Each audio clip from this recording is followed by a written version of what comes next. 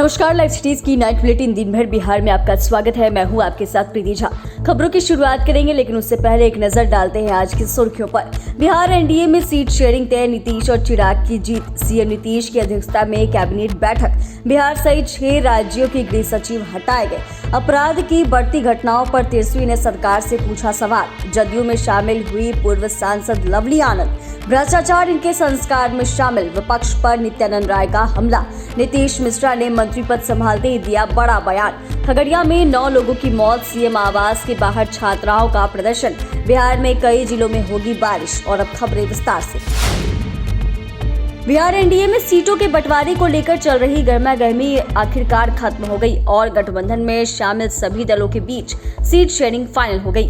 BJP 17 Lok Sabha सीटों पर चुनाव लड़ेगी। नीतीश कुमार की जनता दल यूनाइटेड को 16 सीट मिली है। वहीं चिराग पासवान को पार्टी को 5 सीट मिली है।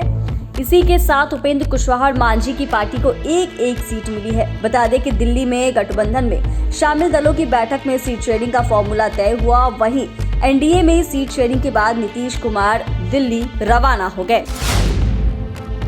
बिहार के मुख्यमंत्री नीतीश कुमार ने कैबिनेट की बैठक बुलाई है। ये बैठक मुख्यमंत्री कार्यालय में हुई। लोकसभा चुनाव की घोषणा के बाद यह पहली बैठक है। लोकसभा चुनाव तारीखों की घोषणा के बाद आदर्श आचार संहिता लागू है और ऐसे में कई चीजों पर पाबंदी लग गई है। आचार संहिता लग जाने के कारण आज की बैठक का आधिकारिक तौर पर कोई ब्यौरा भी नहीं दिया गया।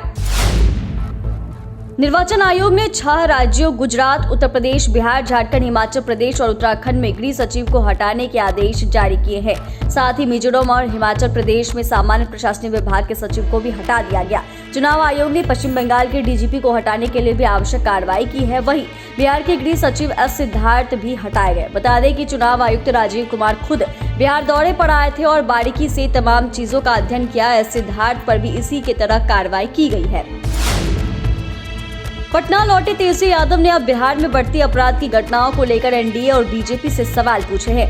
तेजस्वी ने कहा कि जंगल राज की दुहाई देने वाले आज आखिर चुप क्यों हैं? तेजस्वी ने कहा कि बिहार में बिल्डर पर गोली चल जाती है और हत्या हो जाती है। नालंदा में पत्रकार को गोली मार दी जाती है। बिहार में लगातार अपराध की घटनाएं बढ़ रही है। बीजेपी और जदयू के नेता आज लॉ एंड ऑर्डर पर सवाल क्यों नहीं उठा रहे हैं? बीजेपी के लोग और प्रधानमंत्री आकर चिल्ला कर गला फाड़ कर कहते हैं कि जंगल राज है। अब किसका राज है? बेटे के पाला बदलने के बाद अब पूर्व सांसद लवली आनंद भी आरजेडी का साथ छोड़ दिया है। पूर्व सांसद आनंद मोहन की पत्नी लवली आनंद मुख्यमंत्री नीतीश कुमार की पार्टी जदयू में शामिल हो गई है। ललन सिंह ने लवली आनंद को जदयू की सदस्यता दिलाई है। इस मौके पर ललन सिंह, विजय चौधरी समेत जदयू के कई बड़े नेता मौजूद रहे। वहीं जदयू में शामिल होने के बाद लवली आनंद राजद पर जमकर बरसी। उन्होंने कहा कि जब चुनाव आता है तो राजद को लवली आनंद की याद आती है। राजद A to Z की पार्टी नहीं है, लेकिन नीतीश कुमार सबके हैं।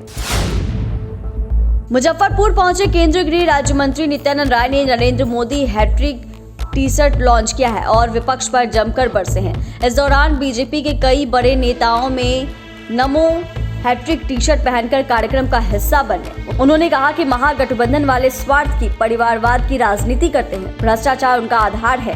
घोटाला इनकी नीयत और संस्कार में है। ये लोग परिवार और स्वार्थ को पूरा करने के लिए राजनीति करते हैं। कुर्सी पाने के लिए महागठबंधन और इंडी गठबंधन में सिर फुटोवल है, लेकिन एनडीए में कहीं कोई मतभेद नहीं है।